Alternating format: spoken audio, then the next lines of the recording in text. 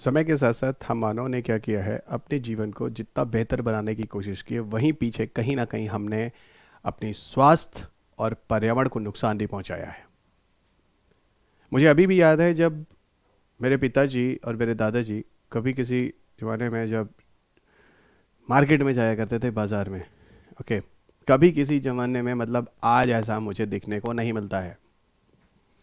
तो और मेरे पिताजी और दादाजी नहीं, हम सबके पिताजी और दादाजी उस श्रेणी में आते होंगे। तो 90% से ज़्यादा केस में तो मैं ये कह सकता हूँ, हो सकता है 10% केसेस में तो फिर भी मैंने चीज़ें देखी हैं।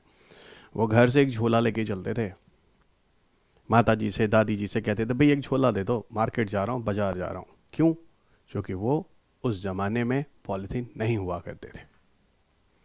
लेकिन अब क्या होता है, कहीं भी आप किसी दुकान पर जाते हैं, भैया झोला तो लाया नहीं मैं, अब एक काम करो आप मुझे ना ऐसा करो, तुम हमको उसमें दे दो, दोस्त क्या नाम है, पॉलीथीन में दे दो।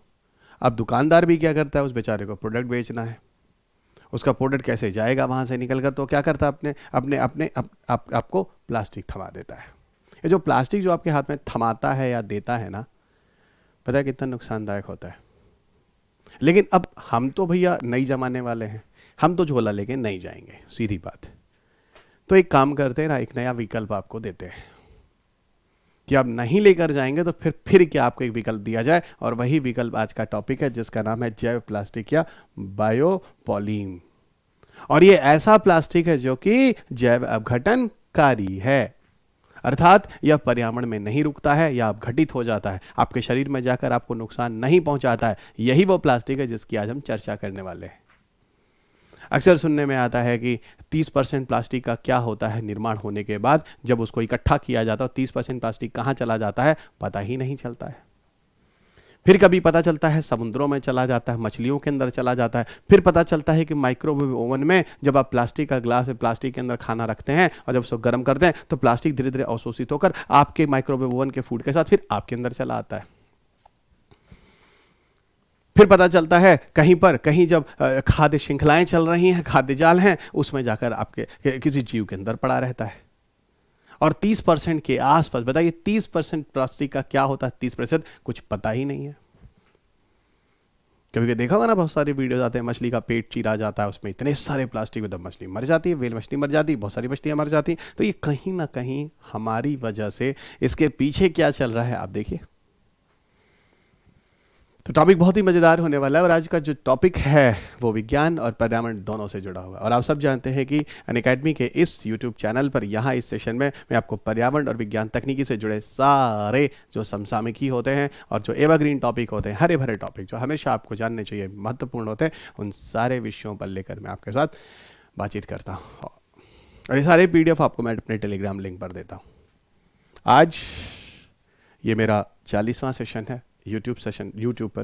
प्लीज़ इसे देखना मत भूलेगा, इसके पीछे के भी जो लेक्चर्स हैं देखिएगा, आपको विज्ञान तकनीकी पर्यावरण के कई सारे क्वेश्चन जो सिविल सेवा परीक्षा में पूछा चुके हैं, सारे आपने लगा लिए। इवन यहाँ पर तो मैंने 8-9 वीडियोस आपके प्रीलिम्स और मेंस के क्वेश्चन पेपर के डिस्कशन भी किए हैं।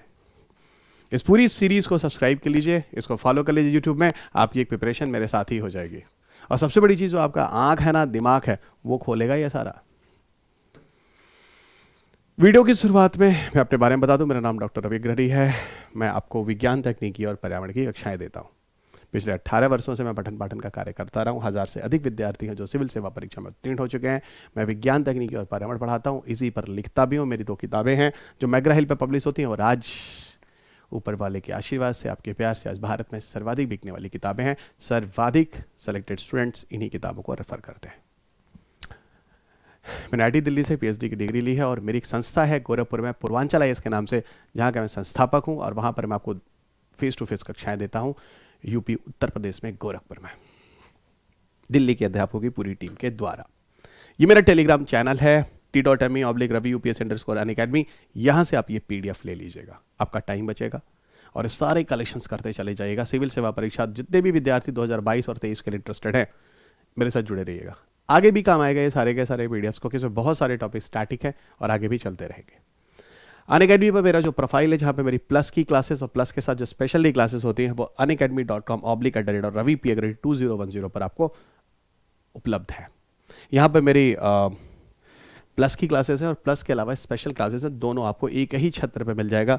मेरा जो कोड है वो रवि यूपीएससी है। तो रवि यूपीएससी ये मेरा पास कोड है, ओके, जिसको आप यूज़ कीजिएगा कभी भी कोई कोर्स को ज्वाइन करते समय। आपको एक्स्ट्रा डिस्काउंट भी यहाँ दिया जाता है।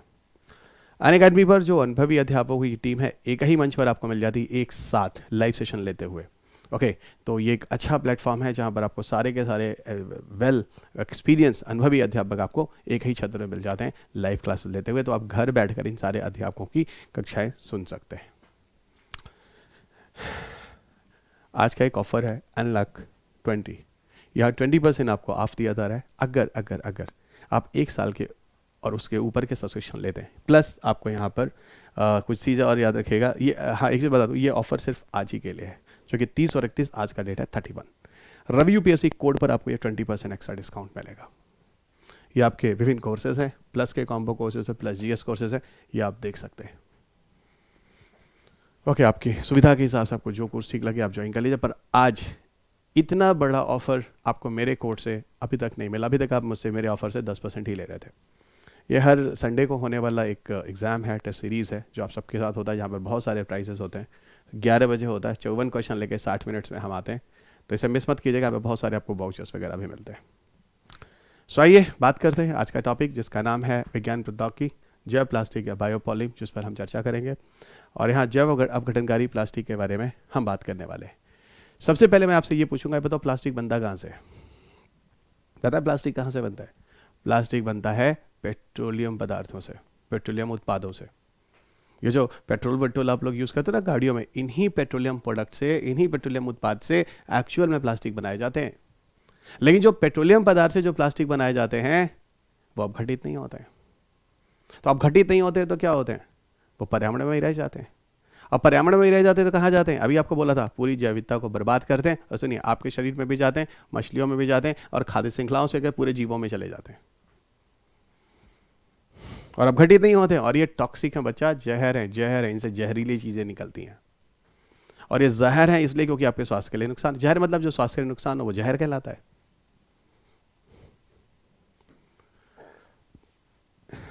जैव प्लास्टिक जो है वहाँ पर हम कुछ रासायनिक यौगिकों से बनाए जाते हैं, इस रासायनिक पदार्थों से बनते हैं। कैसे बनते हैं उसका उदाहरण मैं आपको बताऊंगा। यहाँ पर आप जेनेटिक इंजीनियरिंग वगैरह का भी यूज़ कर सकते हैं, जो आनुवांशिक रूप से जीवों या आनुवांशिक रूप से संशोधित जो पौधे होते हैं उनके द्वारा भी जीवाणुओं वगैरह की मदद करके हम लोग यूज़ कर सकते हैं, बायोप्लास्टिक बना सकते हैं। बायोप्लास्टिक जो है वो क्या है? जैव प्लास्टिक जो है अच्छे संसाधनों से बनते हैं और जैव अपघटनकारी होते हैं। अक्षय संसाधन मतलब होते हैं नॉन रिन्यूएबल, जिन्हें बार बार आप प्रयोग में ला सकते। क्षय नहीं हो सकते। अक्षय मतलब बार बार आप उनसे प्लास्टिक बनाते हैं, वो प्रयोग करने के बाद अपघटित हो जाते हैं। ओके, तो ये ऐसे हैं जिनसे फिर वो पौधे बन जाते हैं। क्या होता है, ये आपको पूरा एक उदाहरण आपको बताता हूँ। एक तो बायोप्लास्टिक में भी आपको बना कर दिखाऊंगा, आपको और ज़्यादा क्लियर हो जाएगा कि किस तरह से मैं कह रहा हूँ जैव प्लास्टिक अक्षय संसाधनों से बनते हैं और जैव अपघटनकारी होते हैं, इसीलिए ये खतरनाक नहीं है in comparison to normal plastic जो कि पेट्रोलियम प्रोडक्ट से बनता है। दुनिया का पहला बायोप्लास्टिक जो बना, आप स्क्रीन पर देखिए, दुनिया का पहला बायोप्लास्टिक बना 1926 में, और एक जीवाणु था जिसका नाम था बैसिलस मेगाटीरियम। यहां देखिए, एक जीवाणु था जिसका नाम था बैसिलस मेगाटीरियम। इस बैसिलस मेगाटीरियम की मदद से दुनिया का, विश्व का पहला बायोप्लास्टिक जो ऑफिशियली आया वो था पॉलीहाइड्रोक्सीब्यूटाइरेट। पॉलीहाइड्रोक्सीब्यूटाइरेट पहला ज्ञात बायोप्लास्टिक है, जैव प्लास्टिक है। तो ये नाम याद रखिएगा, आपके पेपर में अगर पूछ दे 1 2 3 तो यहां देखिएगा पॉलीहाइड्रोक्सीब्यूटाइरेट, ये बायोप्लास्टिक का नाम है जो दुनिया का पहला जैव प्लास्टिक बना है। 1970 के दशक में आपको बताऊं, विश्व में पेट्रोलियम संकट हुआ था। अब एक बात बताओ, अगर पेट्रोलियम संकट होगा तो पेट्रोलियम से बनने वाला जो उत्पाद होगा, जो हम प्लास्टिक कह रहे हैं, वो कहाँ आप बना पाइएगा? सो दुनिया सिर्फ पेट्रोलियम से थोड़ी ना सफ़र करेगी, दुनिया तो प्लास्टिक से भी सफ़र करेगी। अगर इस तरह की दिक्कतें आती हैं तो लोगों को जो प्लास्टिक पेट्रोल से मिल रहा है उसकी दिक्कत आ जाएगी, समस्या आ जाएगी। तो कहीं ना कहीं एक वैकल्पिक खोज चाहिए, और ये कहीं ना कहीं एक वैकल्पिक खोज है, ये कहीं ना कहीं एक वैकल्पिक खोज है पॉलीहाइड्रोक्सीब्यूटाइरेट। ओके, और लिए चलता हूं। अब आप पूछोगे कि सर क्या ये जीवाणु की मदद से एक ही आज तक बना है क्या? और सर ये कैसे जीवाणु की मदद से बनाते हैं? सर ये 2 प्रश्नों के जवाब आपको आगे देता हूं। देखो मैंने अभी बोला था कि genetic engineering, okay, genetically modifications, है ना, रिकॉम्बिनेंट डीएनए टेक्नोलॉजी, आणविक अनुवांशिकी, है ना, ये कुछ तरीके हैं जो आपको मैं स्क्रीन पे दिखा रहा हूँ, यहाँ देखेगा। इन तरीकों के माध्यम से भी जीन वगैरह के लेन देन कर हम लोग जैव प्लास्टिक का निर्माण कर सकते हैं। ठीक है, इनकी मदद से भी हम लोग जीन वगैरह के ट्रांसफर कर किसी पौधों के द्वारा बायोप्लास्टिक का निर्माण कर सकते हैं। कैसे कर सकते हैं वो मैं आपको आगे लिए चलता हूँ। ओके, वो मैं आपको आगे लिए चलता हूँ। ठीक है, यहां पर ध्यान रखिएगा, जो स्रोत होते हैं जिनसे हम बायोप्लास्टिक बनाते हैं वो नवीकरणीय होते हैं। नवीकरणीय मतलब जिन्हें पुनः प्रयोग में लाया जा सकता है, अतः इसीलिए ये पर्यावरण के लिए खतरनाक नहीं है। अब यहां पर आपको दो तीन चीजें और बता दूं। मैंने अभी आपको बोला था कि प्लास्टिक के दो स्रोत हो सकते हैं, एक गैर नवीकरण स्रोत, गैर नवीकरणीय, जो आप सब जानते हैं पेट्रोलियम आधारित प्लास्टिक जो होता है ना, ये बहुत हार्ड भी होता है। आपको बता दूं, पेट्रोलियम आधारित जो प्लास्टिक होता है बहुत हार्ड भी होता है, अब घटित भी नहीं होता है। ठीक है, कांच या किसी चीज से तोड़ने की कोशिश नहीं टूटता, बहुत मजबूत होता है। लेकिन वहीं दूसरे पर जो रिन्यूएबल सोर्सेस से, अक्षय संसाधनों से बनाते हैं, नवीकरणीय जिसे आप कहते हैं, वो किससे विकसित होते हैं? सूक्ष्म जीवों से विकसित होते हैं, जहां स्टार्च टाइप की चीजों का उपयोग करते हैं। स्टार्च क्या होता है? एक तरह का कार्बोहाइड्रेट होता है। स्टार्च क्या होता है? एक तरह का कार्बोहाइड्रेट होता है। ठीक है, आपको ये चीज़ मैं समझाने की कोशिश कर रहा हूँ, कैसे स्टार्च वगैरह से हम लोग बायोप्लास्टिक का निर्माण करते हैं। इधर देखिए, मैं आपको समझाता हूँ, पर उसके पहले एक चीज़ आपको और बताता हूँ जो कि ज़रूरी है। आपने अभी तक सिर्फ एक ही बायोप्लास्टिक देखा, उसका नाम था पॉलीहाइड्रोक्सी ब्यूटारेट पीएचबी। पहला, जो आज तक ज्ञात पहला जो प्लास्टिक है वो वही था, जहां पर एक जीवाणु की मदद ली गई थी, बैसिलस मेगाटेरियम। अब मैं आपको दो और बायोप्लास्टिक के नाम बताता हूं आपके ऑब्जेक्टिव पेपर के लिए, 1 2 3 टाइप का प्रश्न होगा तो याद रखेगा। दूसरा नाम है पॉलीहाइड्रोक्सी एल्कानोएड और तीसरा नाम है पॉलीलैक्टिक अम्ल या पॉलीलैक्टिक एसिड। इसको आप पीएचए कहते हैं शॉर्ट में, इसको आप पीएलए कहते हैं। इसको क्या कहते हैं आप? पीएलए कहते हैं, पॉलीलैक्टिक एसिड। पॉलीलैक्टिक एसिड का निर्माण तो मैं आपको करके बना रहा हूं, स्टार्च आधारित, स्टार्च से बनाया जाता है दोस्त, स्टार्च से बनाया जाता है।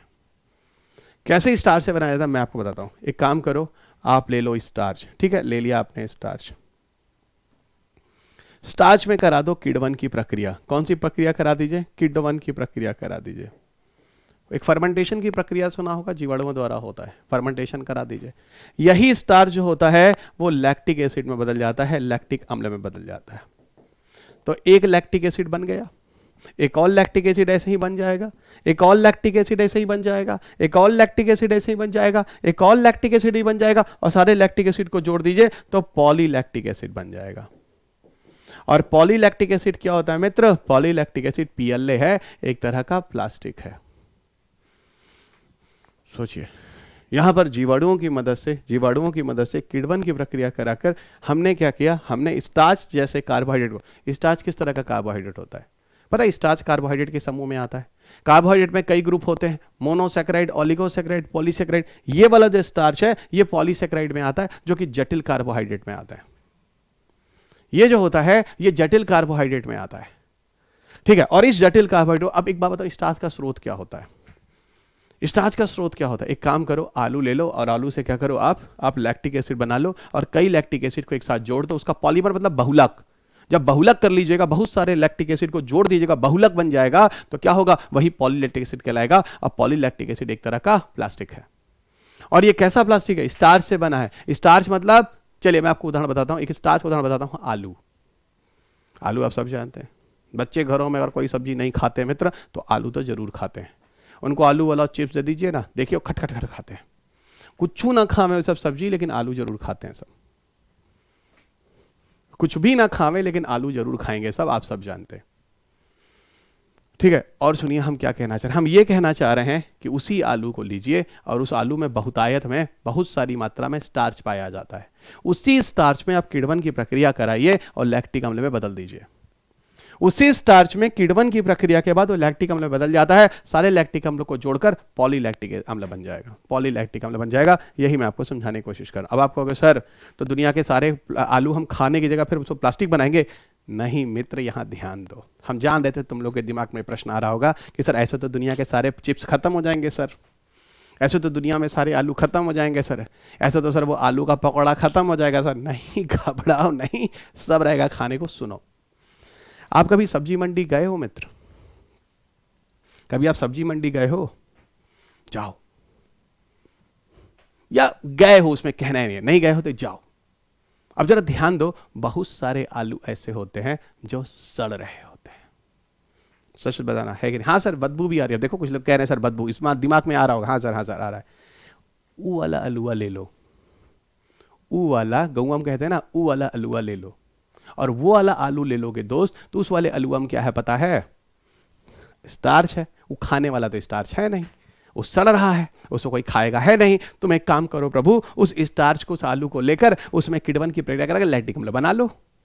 अब वही लैक्टिक अम्ल लेकर अब उसका एक इंडस्ट्री लगाना पड़ेगा ना, ऐसे थोड़ी ना बना लो, इतना आसान है। इंडस्ट्री लगाना पड़ेगा, अभी हम आगे आपको बताते हैं। थोड़ा इंटेंशन उधर की तरफ आना पड़ेगा ना। लोग पैसा कमाने के लिए कुछ भी कर रहे हैं, इस तरह की चीजें लाइए, जागरूकता लाइए। क्योंकि कैसे ये चीजें, अब मान लो हम बना भी लिए तो कैसे इसको आप यूज कीजिएगा, जागरूकता भी तो चाहिए, लोगों को बताना भी तो होगा। हमारे सम्मानित प्रधानमंत्री भी तो कहते हैं not even single use of plastic. ऐसा प्लास्टिक का प्रयोग बंद करो जिसका सिर्फ एक ही बार प्रयोग हो सकता है, और 2022 उसका टारगेट ईयर है। हमारे मोदी जी को, हमारे सम्मानित प्रधानमंत्री को कहीं जाकर आप देखिए चैंपियंस ऑफ द अर्थ का अवार्ड भी दिया जाता है, यूएनईपी द्वारा दिया जाता है। 2018 में ये चीज न्यूज में आती है। तो प्लास्टिक को तो हटाने के लिए हमारे प्रधानमंत्री का भी विजन है। तो प्रधानमंत्री तो राष्ट्र का सबसे सर्वोपरि पोस्ट है ना। जब वो इस लेवल पे बात कर रहे हैं तो हम लोग को तो बात की कहीं ना कहीं वो जो वो करेंगे उसी का तो लेसन हम लोग को मिलेगा। तो वही बात हो गई कि यहां पर उस सड़े बड़े गड़े आलू से आप पॉलीलैक्टिक एसिड बना लीजिए, खत्म कहानी, खत्म कहानी। क्लियर बच्चों? चलिए, अब बात होती है कि भाई ये सब चीजें आएंगी कैसे प्रयोग में। तो पहला देखो, इसको व्यावसायिक उपयोग में लाना पड़ेगा, पहला तो ये है। और दूसरा ये है कि जो समाज के लोग हैं ना, इनको जागरूक होना पड़ेगा। यहां पर हमको बोलने की जरूरत नहीं, 2 घंटा हम बोलते ही रहे। ये चीजें, आप खुद सामाजिक प्राणी हैं, आप खुद बताइए लोगों को समझ होनी चाहिए, और इस तरह की चीजों का कमर्शियल यूज होना चाहिए।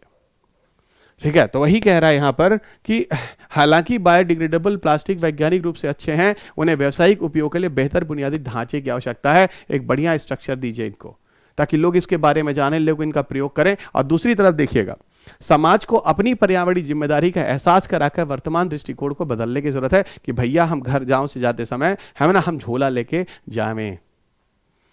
उस बेचारे के दुकानदार की भी मजबूरी है कि अगर वो प्लास्टिक ना रखे, आप उसके यहाँ सामान नहीं खरीदेंगे, दूसरे दुकानदार से ले लेंगे, क्योंकि आप तो झोला लेके जाते नहीं। हम तुमको अभी बोले हैं, एक जमाना था जब पिताजी और दादाजी घर से निकलते थे तो भैया झोला लेके निकलते थे। अब हो सकता है आपके यहाँ हिंदी भाषा में उसको कुछ और नाम से जाना जाता हो, हमारे घर से तो झोला ही कहते थे। आज तो पिताजी और दादाजी जैसे लोग भी 90% केस में झोला लेके नहीं जा रहे हैं। लेकिन ऐसा नहीं है। आप देखिए, कई लोगों के घरों में जाते हैं दादाजी आज भी, कई लोग घरों में जाते हैं पिताजी आज भी। हाँ, आप नहीं जाते हैं क्योंकि आप नई पीढ़ी वाले हैं ना, थोड़ा स्मार्ट है भाई। तो आप ही की वजह से दुकानदार की मजबूरी होती है प्लास्टिक रखने की, और आप ही की वजह से इस पर्यावरण का नुकसान हो रहा है। तो लिखा है ना सामाजिक एहसास, क्या है सामाजिक, कहाँ गया समाज को अपनी पर्यावरण जिम्मेदारी। तो एहसास आप ही हैं, वो आप ही हैं जिनके बारे में बात बोली जा रही है। तो ये रहा पूरा का पूरा लेक्चर, बहुत ही छोटा था, बहुत ही मजेदार था। आपकी सामाजिक जिम्मेदारी भी बतानी थी मुझे, वो भी हम तुम लोगों को बता दिए भैया कि हम लोग का सामाजिक जिम्मेदारी भी है जहां हम लोग रहते हैं, वो ध्यान देना। ठीक है, अब अंत में हम आपको ये बता दें कि फ्री मेगा टेस्ट सीरीज है, जो 15 क्वेश्चन 15 मिनट्स में आपको मेरे साथ सॉल्व करना होता है। ये हिंदी और अंग्रेजी, आंग्ल भाषा दोनों ही माध्यमों में होती है।